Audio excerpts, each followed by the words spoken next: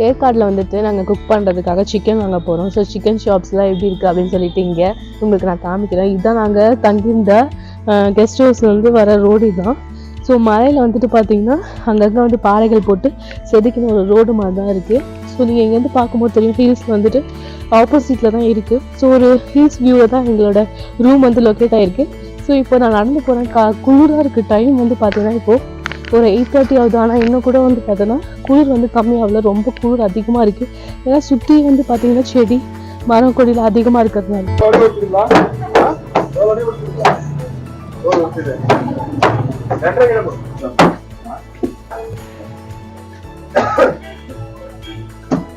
பஸ்டாண்ட்லேருந்து இந்த வியூ பாருங்கள். இங்கே கீழே இருக்க கிராமங்களோட வீடெல்லாம் பாருங்கள் எப்படி இருக்குது. குட்டி குட்டி குட்டி குட்டியாக பெட்டி பெட்டியாக தெரியுது பாருங்கள். பஸ் ஸ்டாண்ட்குள்ளேயே நிறைய கெஸ்ட் ஹவுஸ்லாம் கூட இருக்குது.